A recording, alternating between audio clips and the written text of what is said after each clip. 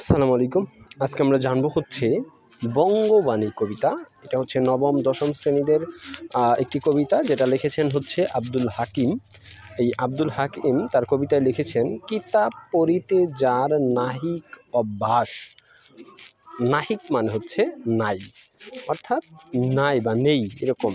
তো এই যে কিতাব পড়তে যাদের কিনা, কিতাব মানে হচ্ছে গ্রন্থ, যা আরবি এবং ফার্সি ভাষায় রচনা করা হতো।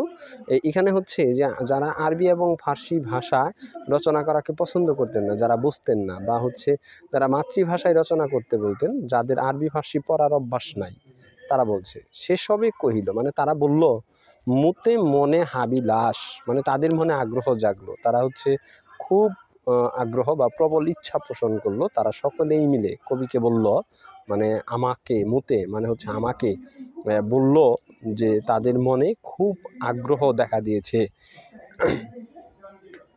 তো কবি তাদের কথা শুনে, তাদের এই যে যারা ছিল তাদের কথা শুনে, সকলের কথা শুনে কবি হচ্ছে যে বললেন, অর্থাৎ নিজেকে নিয়োজিত করলেন। তে কাজে নিবেদি মানে নিয়োজিত, মানে সেই কাজটাতে, নিবেদি মানে নিজেকে নিয়োজিত করলেন। বাংলা করিয়াছি রচন, অর্থাৎ তাদের কথা শুনে, যারা আরবি ফার্সি পড়ে না, তাদের কথা শুনে কবি বাংলা ভাষায় বা মাতৃভাষায় লেখালেখি শুরু করলেন। তিনি বাংলা ভাষায় কী করলেন? লিখলেন।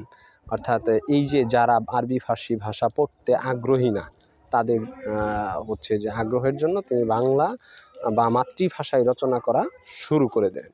নিজ পরিশ্রমে তুষি আমি সর্বজন সবাইকে, অর্থাৎ নিজ পরিশ্রমে তুষি হচ্ছে, তুষি মানে খুশি করা, সন্তুষ্ট করা, আমি সর্বজন মানে নিজের ইচ্ছায়, নিজের পরিশ্রম করে আমি সবাইকে খুশি করলাম, এই হচ্ছে যে এই করে।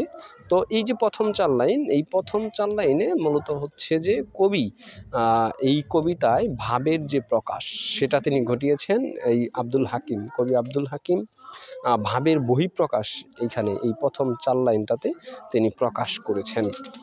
আসলে মূলত হচ্ছে যে কবি বলতে চেয়েছেন, যারা আরবি ফার্সি ভাষা পড়ে না, এই আরবি ফার্সি ভাষা পড়তে যাদের হচ্ছে মতামত নেই, যারা আগ্রহী না, কবি তাদের জন্য তিনি হচ্ছে এই তারা বলে এবং তিনি এটা করেন। তো হচ্ছে এই কবিতায় কবি বলেছেন মূলত যে যারা আরবি এবং ফার্সি ভাষা পড়তে আগ্রহী না, এই তাদের জন্য তারা যখন কবিকে বলল যে তারা বাংলা ভাষায় কবিকে, অর্থাৎ মাতৃভাষায় কবিতা রচনা করার জন্য, তখন কবি তাদের কথাকে শোনার জন্য এবং তাদেরকে একটু হচ্ছে যে সুযোগ দেওয়ার জন্য, তাদের কথাকে স্মরণ করার জন্য তিনি এই বাংলা ভাষায় বা মাতৃভাষায় তাদের এই রচনা, এই সকলের কথা শুনে তিনি হচ্ছে এই লেখালেখি শুরু করলেন। এবং তার এই লেখালেখির মাধ্যমে তিনি বাংলা ভাষার প্রতি, তাদের জন্য তারও বাংলা ভাষার প্রতি প্রবল আগ্রহ জাগ্রত হলো। এবং নিজ পরিশ্রমে নিজে সবাইকে, নিজে পরিশ্রম করে সবাইকে খুশি রাখার জন্য তিনি এই কবিতাটি রচনা করেন সে সময়টাতে। এবং এই কবিতায় তিনি প্রকাশ করেন যে বঙ্গবাণী কবিতার এটা ছিল একটা প্রথম পর্ব, এর পরবর্তী পর্বগুলাও পর্ব আকারে দেওয়া হবে আর কি।